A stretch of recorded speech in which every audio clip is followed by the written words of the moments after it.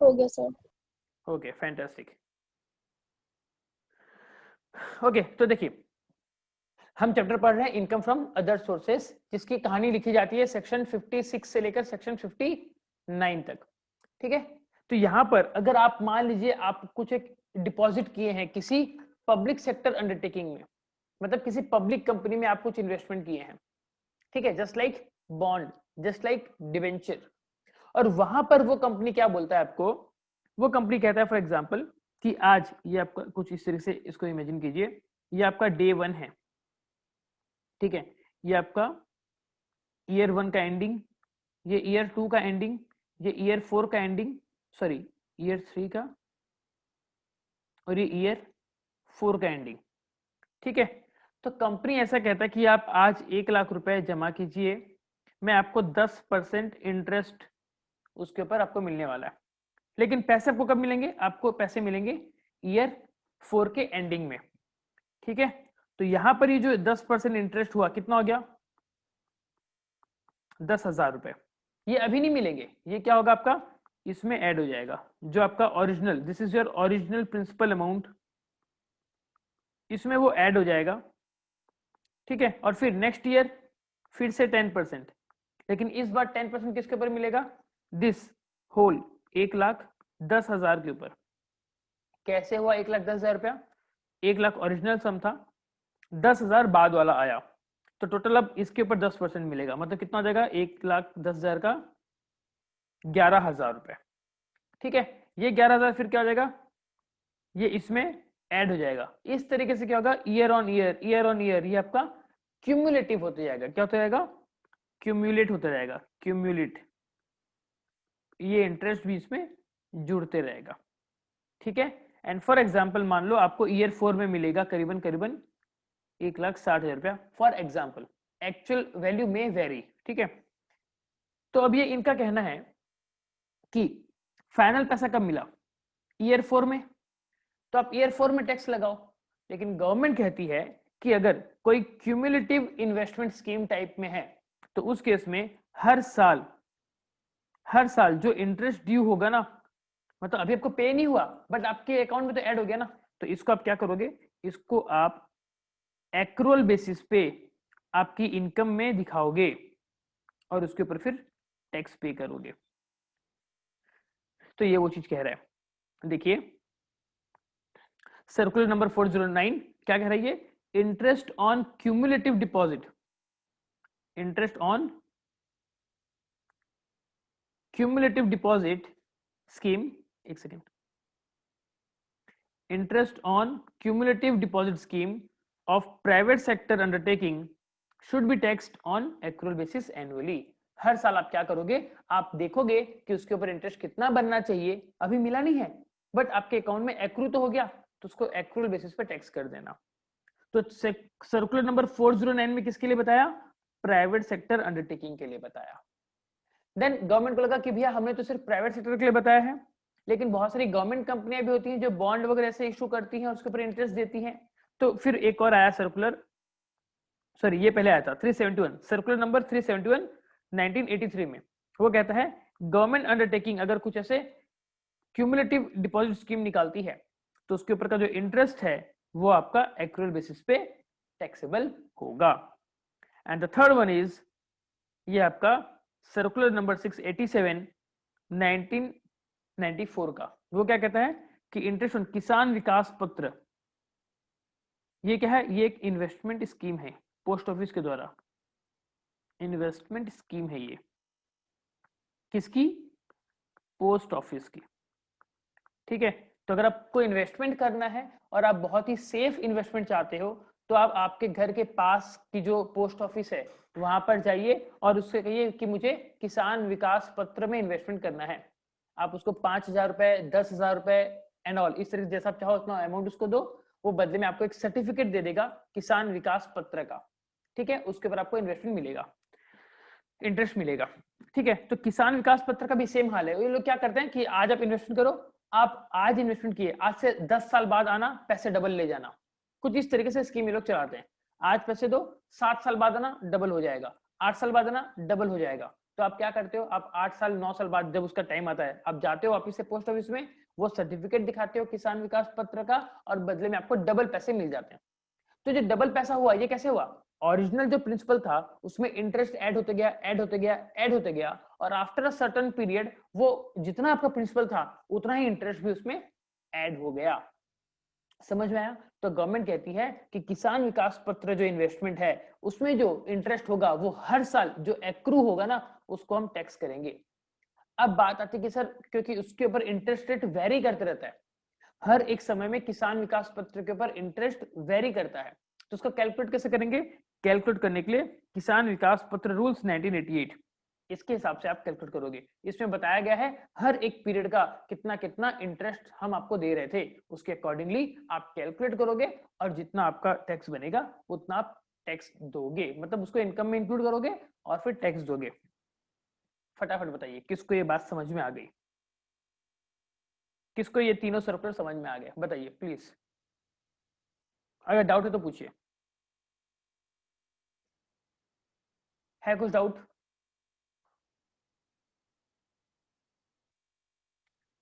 कोई डाउट है? फटाफट बोलिए, कुछ डाउट है कि आपको समझ में आया, मैं आगे बढ़ूं?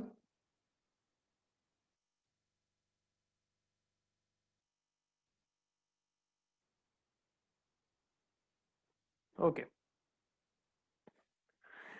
अब चलिए दूसरा, अब यहां से हम लिखना शुरू करेंगे। आप लोग दूसरा केस स्टडी का नाम लिखिए, जो येलो हाईलाइट में लिखा हुआ है ना वो उसका कंक्लूजन है, मतलब वो मेन टॉपिक है, और उससे रिलेटेड जो केस स्टडी है, जिस बंदे ने केस किया या जिसके ऊपर केस हुआ उसका नाम मैंने अलग से यहाँ पर लिख दिया है। तो सेकंड वाला पार्ट हमारा है जैकपॉट विनिंग। ये केस कौन सा था?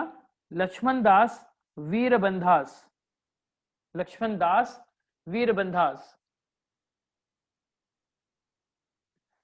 ये केस था जैकपॉट विनिंग।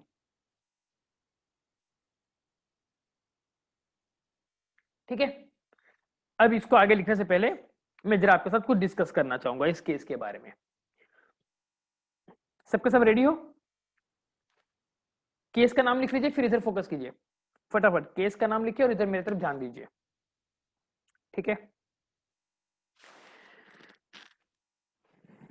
अब देखिए हुआ ये, एक एसएससी था, एसएससी ने क्या किया, एसएससी ने एक लॉटरी टाइप में कुछ खरीदा और उसका जो जैकपॉट प्राइज मिला वो प्राइज उसको मिला उसके बिजनेस वाले अकाउंट में। तो जब इनकम टैक्स ऑफिसर आया उसने देखा कि भैया आपके बिजनेस वाले अकाउंट में पैसे आए हैं, ठीक है, तो वो कहता है कि आपका बिजनेस इनकम, जबकि एसएससी कहता है कि भैया ये मेरा जैकपॉट इनकम है, इनकम फ्रॉम अदर सोर्सेस है।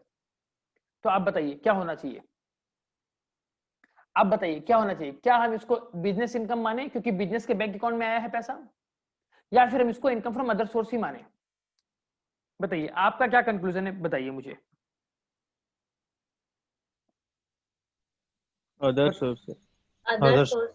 अदर सोर्सेस है कि नहीं, क्योंकि उसका नेचर ही हमको पता चल जा रहा है। तो बस यही चीज हुआ, जब डिसाइड हुआ तो ये बोला गया कि भैया इवन दो वो पैसा आपके बिजनेस अकाउंट में आया बट उसका जो नेचर है, nature remains jackpot, and jackpot में पैसा मिला तो आपका इनकम फ्रॉम अदर सोर्सेस। लिखिए jackpot winnings even if credited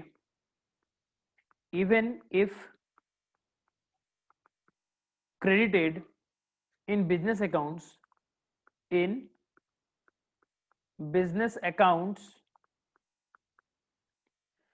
comma the nature of jackpot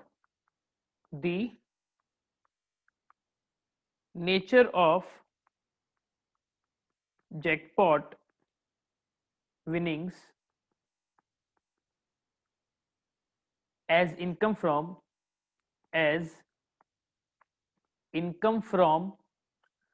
other sources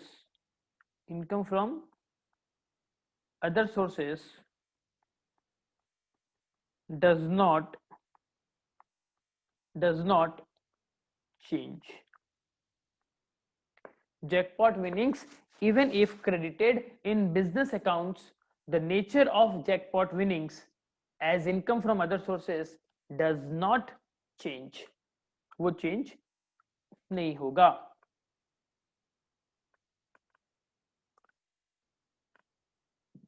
Lakshman Das Virbandhas, क्या नाम है?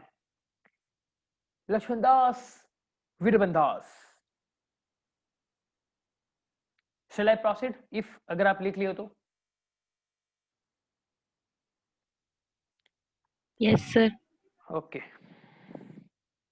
नेक्स्ट हमारा जो मेन हेडिंग आएगा वो है इंटरेस्ट ऑन सरप्लस फंड। आप लोग देख पा रहे हो, इंटरेस्ट ऑन सरप्लस फंड। इसमें दो केस स्टडी लेंगे हम, एक लेंगे कोरमंडल सीमेंट्स का और दूसरा लेंगे हम ऑटोकास्ट लिमिटेड का।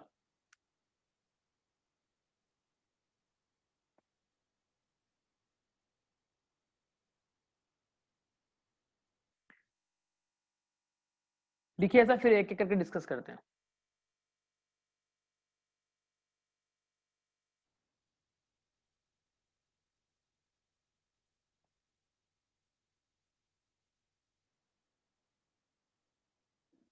ठीक है, लिख लिए होंगे, मैं उम्मीद कर रहा हूं। अब देखिए, पहला कोरमंडल सीमेंट्स लिमिटेड, इसमें क्या हुआ था आप लोग मेरे को बताइएगा कि क्या करना चाहिए। इन्होंने क्या किया, पैसे इकट्ठे किए बिजनेस स्टार्ट करने के लिए, ठीक है। और बिजनेस स्टार्ट करने से पहले जहां जहां पर कुछ बेसिक जो खर्चे होने थे वो उन्होंने खर्चा किया। उसके बाद भी इनके पास कुछ पैसे बच गए। अब इनको लग रहा है कि ये पैसे हमारे पास हैं और हमारा बिजनेस स्टार्ट होने में अभी कुछ समय है, तो उन्होंने क्या किया, उस पैसे को इन्वेस्ट कर दिया एक डिपॉजिट में। एज ए रिजल्ट क्या हुआ, वो पैसे से उनको इंटरेस्ट मिला, ठीक है। अब इनकम टैक्स ऑफिसर कहता है कि भैया ये जो पैसा है ये आपका income from other sources. SSC कहता है कि भैया मैं तो बिजनेस करने के लिए पैसा लेकर आया था, तो मैं जो भी पैसा खर्चा किया सब बिजनेस स्टार्ट करने में लगाया और लास्ट में कुछ सरप्लस बच गया और मुझे लगा कि अभी कुछ दिन तक मेरा बिजनेस नहीं स्टार्ट होने वाला, तो मैंने वो बिजनेस करने के लिए जो पैसा था, बिजनेस करने के लिए जो पैसा था उसी पैसे को मैंने इन्वेस्ट किया और उसी से इंटरेस्ट आया, तो बिजनेस इनकम। आप बताइए, आप कोर्ट के जज हो, आप क्या बोलोगे, क्या ये इनकम फ्रॉम अदर सोर्सेस है? पार्टली होगा। ये इनकम फ्रॉम अदर सोर्सेस है कि इनकम फ्रॉम बिजनेस इनकम, क्या होगा बताइए? आपको क्या लगता है, अगर आप एक जज होते आप क्या सोचते, बताइए। Other sources. Other sources, other sources. Other sources, okay.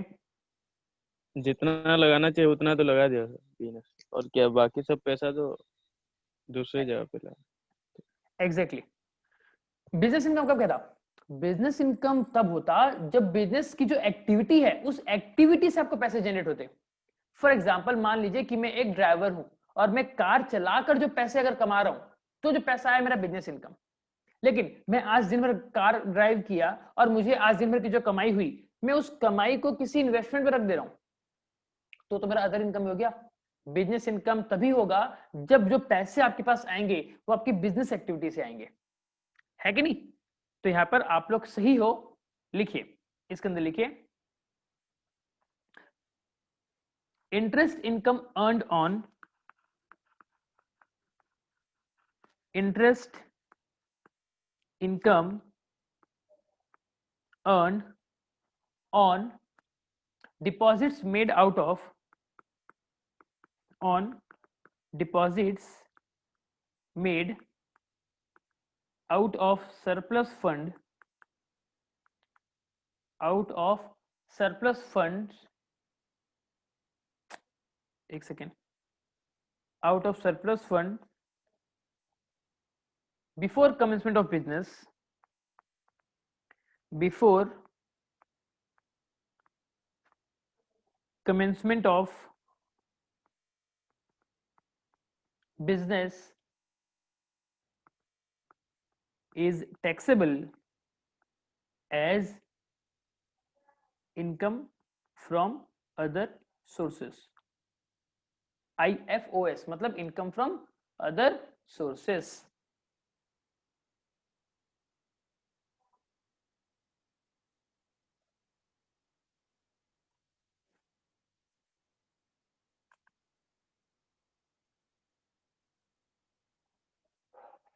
ठीक है, लिख लिए क्या?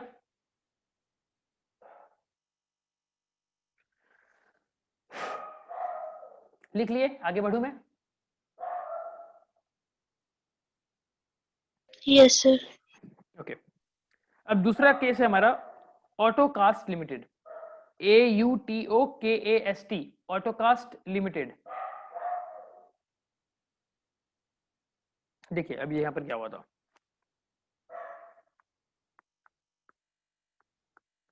ये एसएससी है, ये एक बैंक है। एसएससी को एक प्लांट एंड मशीनरी खरीदनी है।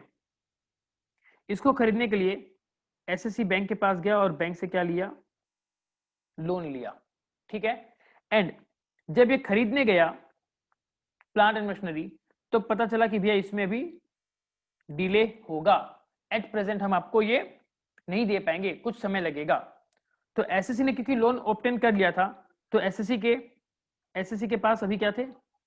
पैसे थे। अब एसएससी ने क्या सोचा कि भैया अब प्लांट मशीनरी तो अभी आ नहीं रही है, टाइम लगेगा, तो उसने क्या किया? इस पैसे को इन्वेस्ट कर दिया, ठीक है। इसने क्या किया? इस पैसे को इन्वेस्ट कर दिया शॉर्ट टर्म डिपॉजिट में। शॉर्ट टर्म डिपॉजिट में इसने क्या कर दिया? इन्वेस्ट कर दिया। एज ए रिजल्ट जब वो पीरियड खत्म हुआ, उसको क्या मिला? उसको उसका प्रिंसिपल अमाउंट मिल गया, प्लस इसके ऊपर इंटरेस्ट भी मिला, ठीक है। इसके ऊपर इंटरेस्ट भी मिला। अब आप लोग बताइए कि ये जो इंटरेस्ट हुआ, ये आपका बिजनेस इनकम होना चाहिए या इनकम फ्रॉम अदर सोर्सेस होना चाहिए? Sir other sources. अदर ध्यान दीजिए, पैसे पैसे कौन से यूज हो रहे हैं, ध्यान दो। ये एक एसएससी है, एसएससी बिजनेस कर रहा है, बिजनेस के लिए उसको प्लांट मशीनरी चाहिए, और उस प्लांट मशीनरी के लिए उसने क्या किया? बैंक को अप्रोच किया, लोन लिया। लोन को किसने लिया? उसी बिजनेस के लिए ही लिया, लेकिन प्लांट मशीनरी नहीं मिल पाई, तो उसने उसको क्या कर दिया? इन्वेस्ट कर दिया। और फिर उसको जो इंटरेस्ट मिला, वो कौन सा इनकम? बिजनेस करने के लिए लोन लेकर आया था वो, सर पक्का? अदर लेकिन से सोर्सेस। पर्पस Other अलग से sources. लेकिन लेकिन क्योंकि सर वो बिजनेस नहीं किया। बोलो बोलो। लेकिन बिजनेस business एक्टिविटी हो में तो कुछ नहीं हुआ ना। लेकिन बिजनेस हो सकता है सर, एक टाइप के। एक टाइप का, हाँ वही तो झगड़ा हुआ ना। एक आदमी बोलता है कि बिजनेस के लिए पैसा लाया था, एक आदमी बोलता नहीं, तो बस वही झगड़ा है। तो आप लोग भी झगड़ा करो और बताओ मेरे को क्या करना चाहिए। Sir other sources. हाँ Other सर, क्योंकि sources, sir. बिजनेस एक्टिविटी तो हाँ, उस सर पे उसका नहीं हुआ मेन ना कुछ भी। वो मेन पैसा बिजनेस था बोल प्लांट के एंड उसने मशीनरी का था। जस्ट कर दिया उसको इन्वेस्ट। लेकिन सर हाँ। कुछ दिन जाएगा तो उस पैसा को फिर बिजनेस में लगाएगा। कुछ दिन जाएगा तो फिर बिजनेस में लगाएगा, डेफिनेटली तो लगाएगा। Sir indirectly sir main plant business and तो प्लांट मशीनरी एंड को मशीनरी का ही खरीदने है। के लिए। मेन बिजनेस उसका जो है, उसके लिए उसको प्लांट मशीनरी प्लांट एंड लेना मशीनरी पड़ेगा। चाहिए, हाँ। हाँ। और जब प्लांट मशीनरी लेगा, उसके बाद जो इनकम आएगा तो बिजनेस इनकम ही होगा। अभी तो हमारा झगड़ा सिर्फ इसी अमाउंट के ऊपर है ना, वो बाद में क्या होगा बात की बात है। हाँ। अभी इसके ऊपर झगड़ा करो, इसको क्या करना चाहिए? सर तो other sir short term sources. Other sources sir. पैसा बिजनेस, अदर सोर्सेस बिजनेस के बैंक अकाउंट में पैसा आया भाई, बार बिजनेस के बैंक में लोन का पैसा आया, बिजनेस के दोनों बैंक होगा में। सर। सर अदर सोर्सेज होगा। इससे पहले वाले केस स्टडी में भी वही हुआ था, बिजनेस अकाउंट में आया था लेकिन अदर सोर्सेज था। और एक- ये बिजनेस अकाउंट में आया लेकिन ये इन्वेस्ट किया अदर सोर्सेज से, बिकॉज वो पैसा मतलब पड़ा हुआ था, प्लांट मशीनरी में नहीं आया। एग्जैक्टली यही हुआ था। कोर्ट ने फिर यही डिसाइड किया कि भैया ये जो आपने पैसा इन्वेस्ट किया ना, ये पैसा आपके पास सरप्लस पड़ा था, और आपने जो इन्वेस्ट किया ये आपका मेन एक्टिविटी नहीं था, तो इससे जो पैसा आपका मिला वो हम आपका इनकम फ्रॉम अदर सोर्सेस बोलेंगे। Clear? Clear? Yes yes sir. Sir. अब मजे की बात, अब मैं बोलूं कि आप में से जो दो आंसर दे रहे थे, एक बोल रहा था सर बिजनेस इनकम, कुछ लोग कह रहे थे सर अदर सोर्सेज। जिन लोगों ने कहा बिजनेस इनकम, वे भी सही हैं, वे भी सही हैं। क्यों? क्योंकि कारण यह है कि ये हमारा India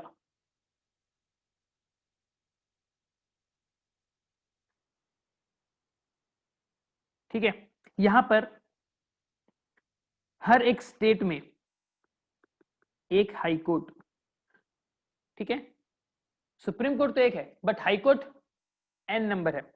so it may be possible जो उड़ीसा का हाई कोर्ट का जो जज हो और जो महाराष्ट्र के हाई कोर्ट का जो जज हो, ये दोनों एक ही चीज को अलग अलग प्रोस्पेक्टिव से देखें। Is it possible? Yes sir. हाँ, तो इस वाले केस में भी ऐसे हुआ था कि इसका कॉन्ट्ररी व्यू भी एक अलग केस में आया। वहां पर जज ने ये कहा कि भैया आपका जो पैसा है वो कहां आया, बिजनेस में आ चुका ना। अब बिजनेस में भी बहुत बार लोग क्या करते हैं, शॉर्ट टर्म इन्वेस्टमेंट कर देते हैं जब उनके पास पैसे पड़े रहते हैं, तो वो उनके बिजनेस के ही इनकम में ऐड होता है। एग्जाम्पल के तौर पे आपको समझाता हूं उन्होंने क्या रेफरेंस लिया, बहुत अच्छा चीज से समझा रहा हूं, ध्यान से समझना, ठीक है। मान लो ये एक कंपनी है, दुनिया की सबसे बड़ी कंपनी, पता है आपको? पता है आपको? बोलो हाँ। Yes sir. हाँ, हाँ ट्रू एंड सर। फेयर। अब इसके क्या हुआ, इसके बैंक अकाउंट में मान लो 20 करोड़ रुपए रखे हुए हैं। अब ये ट्रू एंड फेयर क्या देख रहा है, ये देख रहा है कि भैया इसका मंथली जो उसको वर्किंग कैपिटल चाहिए वो सिर्फ 5 करोड़ रुपए चाहिए। मतलब डेली के डेली जो डे टू डे खर्चे हैं, एक महीने का अगर 5 करोड़ भी अगर ट्रू एंड फेयर के पास रहे तो वो आराम से अपना खर्चा चला सकता है। तो एज ए रिजल्ट क्या हो रहा है यहाँ पर, अगर आप इस गैप को देखोगे तो भैया 15 करोड़ रुपए यहां पर क्या पड़ा हुआ है, फालतू पड़ा हुआ है। तो ट्रू एंड फेयर ने क्या किया, ट्रू एंड फेयर ने बोला अपनी बैंक के साथ, ट्रू एंड फेयर ने अपनी बैंक के साथ, ये जो उसकी बैंक है उसने अपनी बैंक के साथ क्या किया, एक अरेंजमेंट किया। क्या अरेंजमेंट किया, इसने बोला अपनी बैंक को, सुन बैंक मेरे अकाउंट में 5 करोड़ रुपए रख देना, उसके ऊपर जितना भी हो तो उसको क्या करना, एक शॉर्ट टर्म डिपॉजिट में इन्वेस्ट कर देना, शॉर्ट टर्म डिपॉजिट में इन्वेस्ट कर देना। तो इससे क्या हुआ, बैंक ने 5 करोड़ रखा और बाकी 15 करोड़ क्या किया, इन्वेस्ट कर दिया शॉर्ट टर्म डिपॉजिट में। अब मान लो ट्रू एंड फेयर को पैसे देने हैं किसी एक पार्टी को 6 करोड़ रुपए, ट्रू एंड फेयर के अकाउंट में कितना रुपए है, 5 करोड़। तो बैंक क्या करेगी, बैंक इस शॉर्ट टर्म डिपॉजिट में से 1 करोड़ रुपए निकाल लेगी, 5 करोड़ प्लस इसमें से 1 करोड़ रुपए निकाल ली, और ये टोटल 6 करोड़ रुपया बैंक क्या करेगी, पेमेंट कर देगी आपके बिहाफ में। समझ में आया आपको, समझ में आया? तो इस अरेंजमेंट से क्या होता है कि जो सरप्लस पैसा मेरे बिजनेस में पड़ा हुआ है ना, उसी को मैं एक अलग जगह से प्रॉपर तरीके से इन्वेस्ट कर देता हूं ताकि मुझे क्या मिले, मुझे रिटर्न अच्छा मिले। इसे कहते हैं, और ये क्या होता है, ऑटोमेटिक ट्रांसफर होता है जिसे हम कहते हैं स्वीप ट्रांसफर, जिसे हम कहते हैं स्वीप ट्रांसफर। समझ में आया? ये चीज आप ऑलमोस्ट प्राय सारी बैंक करती है। तो अगर आप भी चाहो ना, अगर मान लो आपके बैंक में कुछ पैसे पड़े हुए हैं तो आप अपने बैंक के साथ ये अरेंजमेंट कर सकते हो कि बैंक मेरे अकाउंट में 10,000 20,000 50,000, एक ऐसा अलग अलग बैंक का अलग अलग लिमिट होता है, वहां पर उतना पैसा रख देना, बाकी जो सरप्लस पैसा है उसको आप डाल देना शॉर्ट टर्म इन्वेस्टमेंट में ताकि आपको ज्यादा इंटरेस्ट मिले।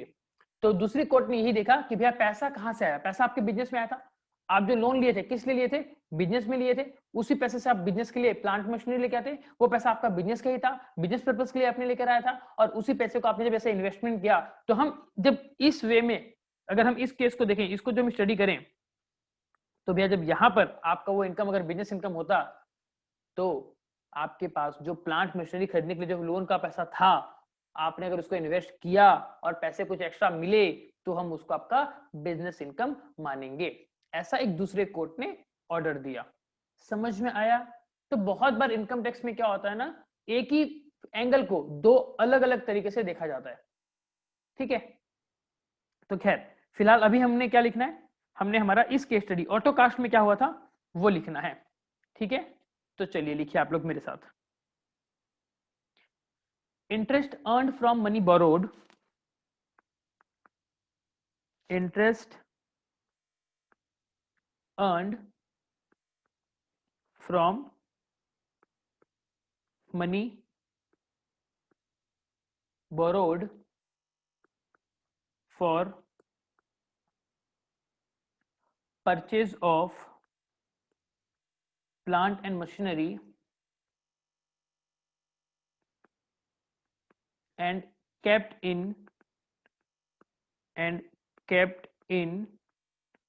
short-term deposit,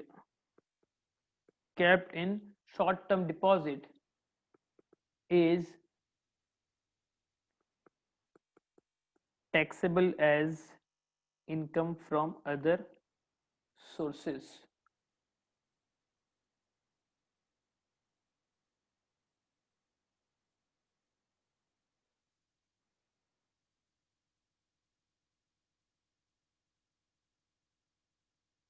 ठीक है, अब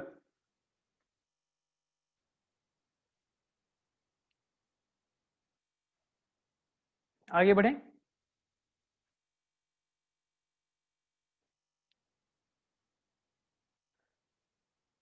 लिख लिए क्या इसको? Yes, sir. ओके। तो इसमें एक चीज और लिख लीजिए। चलिए, जो आपको मैं बोल रहा था अभी,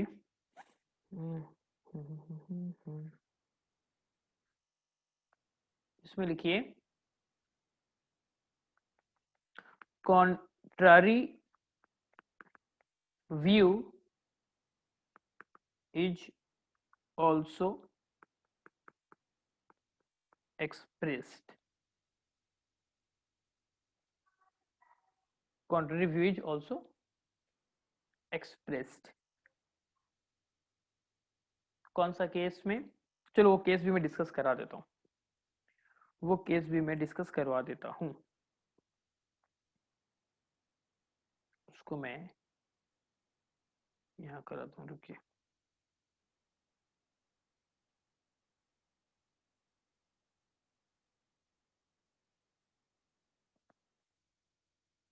वो कॉन्ट्ररी वाला लिखिए। वो कॉन्ट्ररी जो आपको बता रहा हूँ ना, उसमें तो मैं जो आपको समझाया वो एक अलग एग्जांपल लेके समझाया, बट एक्चुअल में केस कुछ और था। केस का नाम लिखिए, केस का नाम लिखिए आप लोग, principal commissioner of income tax, principal CIT, CIT मतलब commissioner of income tax versus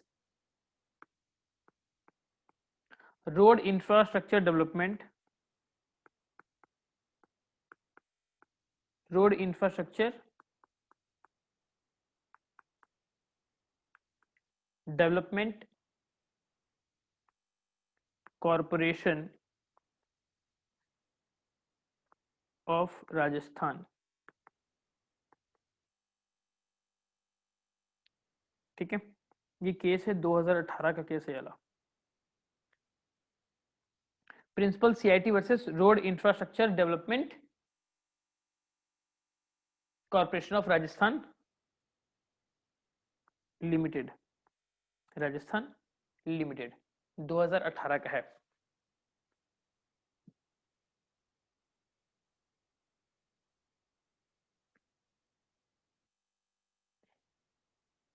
ठीक है, तो इसमें भी क्या हुआ, इसमें भी काम शुरू होने के पहले रोड इंफ्रास्ट्रक्चर डेवलपमेंट को क्या हुआ था, एक पैसा जो मिला था वो उसका प्रोजेक्ट शुरू होने से पहले पैसे ऐसे ही पड़े थे, तो उसने क्या किया, उस पैसे को इन्वेस्ट कर दिया।